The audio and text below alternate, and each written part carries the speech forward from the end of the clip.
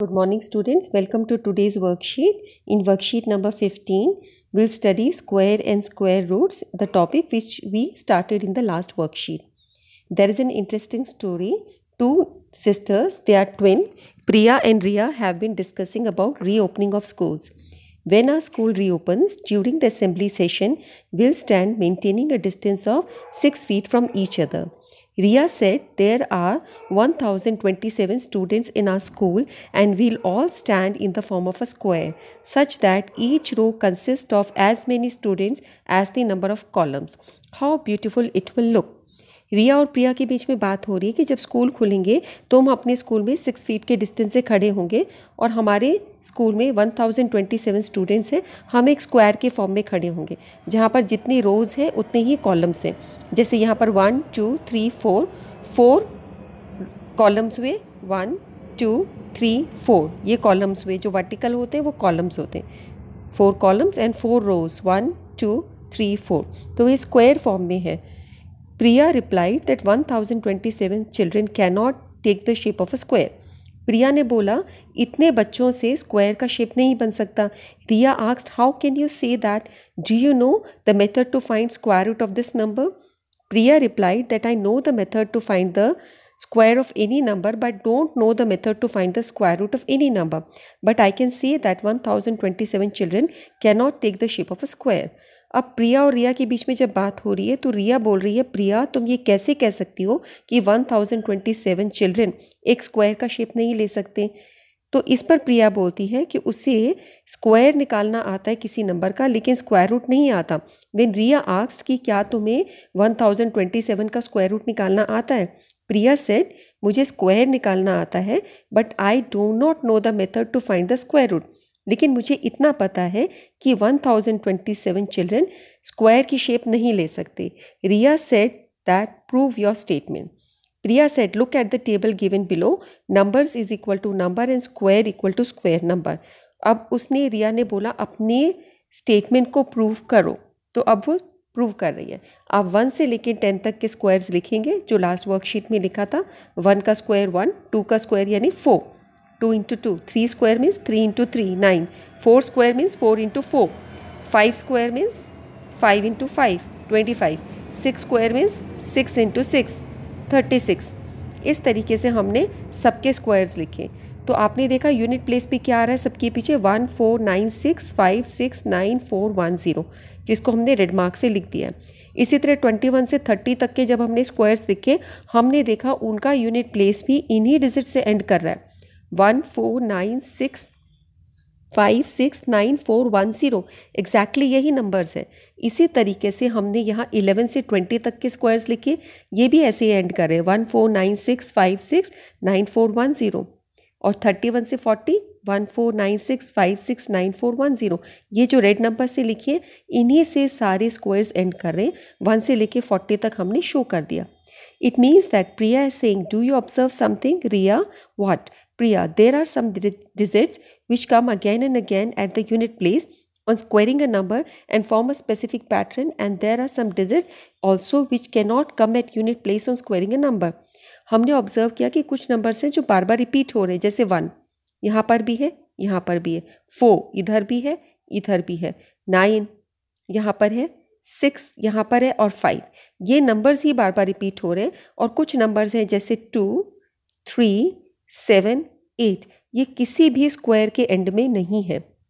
These numbers 1 4 9 6 5 6 9 4 1 0, these sequence of digits repeatedly will come again and again and the pattern never change forever. There are only 6 digits 0 1 4 5 6 9 in this pattern and remaining 4 digits cannot come at unit place while squaring any whole number. जब आप इनको square करते हो तो ये numbers आपके किसी place पे नहीं आए, यानी कि किसी भी स्क्वायर का एंड कभी भी 2 3 7 8 से नहीं होता। Okay, we have some questions for us. Let us do some questions. Find unit place digit of the following numbers on squaring. In numbers को आप स्क्वायर करोगे और फिर इनके स्क्वायर का यूनिट प्लेस आप निकालोगे। जैसे आपने ये नंबर्स लिखे, इन सब का यूनिट प्लेस अलग से लिख दिया 8, 6, 6, 9, 8। जब हम इनका स्क्वायर करते हैं 8 का स्क्वायर 64, 6 का स्क्वायर 36, 6 का स्क्वायर 36, 9 का स्क्वायर 81, 8 का स्क्वायर 64। तो हमने जब इसके यूनिट प्लेस को स्क्वायर किया तो 64 आया। तो उसका यूनिट प्लेस क्या आ रहा है? Unit place of square. This question is asked to you कि unit place of the square आपको लिखना है। इन नंबर्स का unit place of the following numbers on squaring. जब इस नंबर का स्क्वायर करते हैं तो यूनिट प्लेस पे क्या आएगा, ये क्वेश्चन है। जब इस नंबर का स्क्वायर करते हैं तो यूनिट प्लेस पे क्या आएगा? तो जब हम इस नंबर का स्क्वायर करते हैं तो जैसे हमने सिर्फ लास्ट नंबर को किया, पूरा नंबर करने की ज़रूरत नहीं है, 64, तो यूनिट प्लेस पे आपका 4 आया। इसी तरह इसी नंबर का जब हमने स्क्वायर किया तो यूनिट प्लेस पे 6 आएगा। इस नंबर का स्क्वायर करने पे यूनिट प्लेस पे 6 आएगा। यहाँ पर इस नंबर का स्क्वायर करते हैं तो 1 आएगा और इस नंबर का स्क्वायर करते हैं तो 4 आएगा।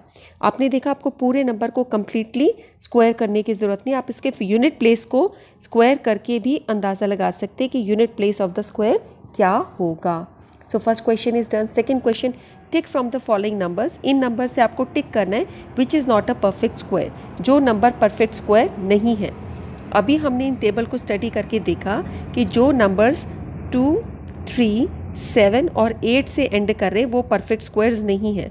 तो आप देखो ये 9 से एंड कर रहा है, ये 8 से एंड कर रहा है, तो ये आपका परफेक्ट स्क्वायर नहीं है। ये 7 से एंड कर रहा है, परफेक्ट स्क्वायर नहीं है। ये 3 से एंड कर रहा है, ये परफेक्ट स्क्वायर नहीं है। 8 से एंड करने वाला, 7 से एंड करने वाला, 3 से एंड करने वाला आपका परफेक्ट स्क्वायर नहीं है।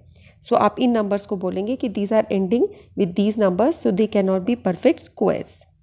Answer 2 is numbers which cannot be perfect square.